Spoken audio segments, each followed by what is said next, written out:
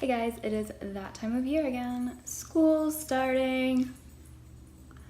No, okay, if you're like me, maybe you're relieved that it's starting. I mean, I don't know about you, but I've been really bored this summer and I'm actually looking forward to classes starting so that I can, do things outside of my apartment. Wow, that sounds sad. But I am going to give you guys some tips today on how to have a great back to school experience if you are chronically ill and or have a disability. So let's get into it. First, I'm gonna say schedule everything. My medication makes me really forgetful, and if I don't write everything down, there's like a 60% chance that it will be forgotten. So write down everything, no matter how silly you think it is. My scheduling method is a little bit unique, so I thought I would show you guys how it works. So this is a blank, I think it's meant to be a bullet journal. It has the dots, but I'm way too much of a perfectionist for bullet journaling, so I just made my own thing. So if you can see here, I'm not sure if it's gonna come up backwards or not on the camera, I hope not, but I do things weekly by Monday through Sunday. And then on this side, I divide my notes into 4 categories. So we have social, medical, academic, which I include work in, and then general. So as you can see here, today's Monday, so I haven't really filled out a ton of stuff, but I have a medical appointment on Friday, and then I have to ask my boss something, so that's under academics. I also have to schedule some other stuff, but we'll get into that later. Basically, I just put a little bullet with the color of the category it's in. So as you can see, medical is kind of a dark blue. And then I will check it off when it's done. And if not, I use the bullet journaling thing where you draw, it looks like a greater than sign, but it's like an arrow. So it means it's been put off to some other time.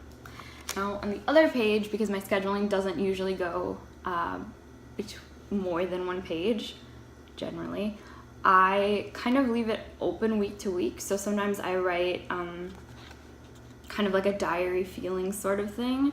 This week I have my school schedule and work schedule. So you can see I have the days of the week, classes, class times, and then down here I have the locations so that I can quickly access where everything is, which is, kind of important.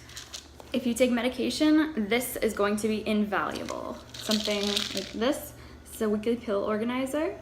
I fill it at the beginning of the week, which I would recommend you doing because then it saves you hassle throughout the week when maybe you're a bit more stressed. But as you can see, there's each day of the week up here, and it actually has the names in Braille as well, which is quite cool. And then you have, what does it call them? Yes. So morning, noon, evening, and then bedtime, which is quite helpful because I actually do take pills 4 times a day. So I was worried that I would only be able to find sections with 3 times a day, which would make sense as well. But I do have an evening pill that comes before bedtime, but after the afternoon, as evening generally does. So I definitely recommend this. Then on the back, they have this. So the days actually pop out, if I can get it out. No, I can't. Okay, I am apparently incapable of getting it out right now, but I can assure you that it comes out. So instead of having to bring this whole thing around with you, you can just grab your day and then go. I think I've shown on this channel before my little pill case that's about this big or so, and while I love that, it's really not practical for me to use anymore because if I'm gone from morning until night, I need more medication doses than that is able to provide. So next, I would urge you to look at the resources that your school has for disabled students. I think every school has to have a disability resource center. Maybe it's called something else, but that's what my school is called. And they are really, really good at helping you get the accommodations that you need.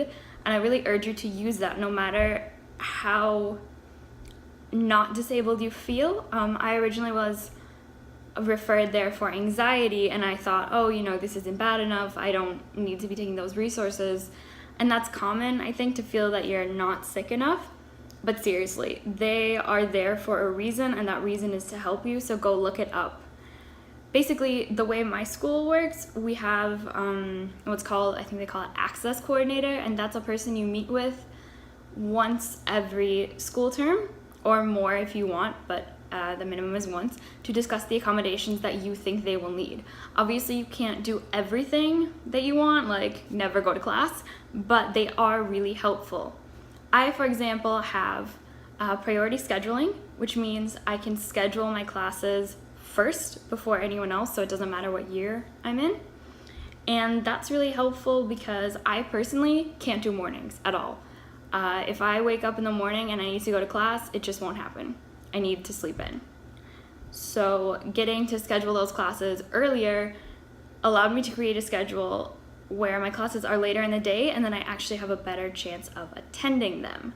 This is really helpful because you know your body best, so maybe you're the opposite of me and you're really good at mornings but really bad at afternoon and night classes, so having those in your schedule will be really detrimental to your education.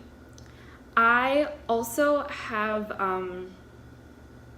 basically it's like a break, so I used to get panic attacks and I would be allowed to just leave the class whenever, which in college is pretty standard anyway, but this way no one would say anything. I also had flexible attendance, which is pretty much what it sounds like. Most teachers here have a 3 absence policy, so you're allowed 3 unexcused absences, and then after that disciplinary measures will be taken. Usually it's a drop in the grading system, but I have a little bit more leeway in that respect, which is really helpful if I end up in the hospital. This semester I'm going to probably ask for a note taker, which is just what it sounds like. I originally thought that I would just go paperless because it's harder for me to write for an extended period of time, but then I realized that even typing is quite hard on my hands and joints, and it's not fair for me to miss out on half the class in terms of notes because my hands don't want to work. So I can go and I believe ask them, and they assign someone, it's a job, it's a paid student job, to sit in the class and just take notes, and then they send them to me and I have the notes, which is pretty cool. Also in the realm of disability resources is paratransit. I assume every school has this as well, but basically it is a van that you can schedule to take you anywhere on campus. So I can schedule it and say, okay, pick me up here and take me to this class at this time, which is quite helpful because, as you know, I'm in a wheelchair most of the time now, and even though all of the buses are wheelchair accessible, when you go to a school as big as I do that has about 50,000 students and they're all cramming into 3 buses, okay, we have more than 3 buses, but you get the idea. It's pretty hard to actually get on the bus and get off the bus and get there on time, because it takes a while, because the way it works here is the bus driver has to get off the bus and manually press a button so that the ramp comes down, and then they have to hook you in, and so paratransit works much easier and will probably allow me to actually get to classes on time. Speaking of wheelchairs or mobility aids, this is, I think, the most important and most daunting part of a new school year, at least for me. I wasn't in a wheelchair before, and I'm not going to lie, I'm scared, I guess.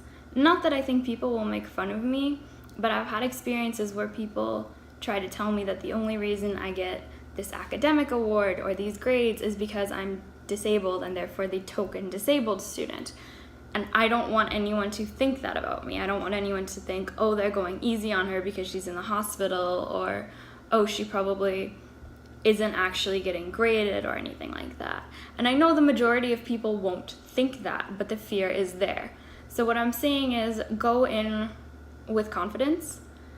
I think I mentioned this in my control video, but fashion and makeup are really important to me. So I'm going to pick out an outfit that looks amazing for tomorrow, and I'm going to roll in as confidently as possible. And if you have other mobility aids, I urge you to do the same, because they're just something that helps us. And if people don't like that, that's their problem. But if you want to decorate them or somehow make them fabulous, or even not, even if you just disregard them because you're completely confident, in which case I applaud you, that's great too. Those are my pretty basic back to school tips for Spoonies. If you have any other questions about being a college student with a disability / chronic illness, or being a high school student or just school questions in general, let me know. I would love to answer it in another video. I hope you guys enjoyed it, and I will see you next week. Bye.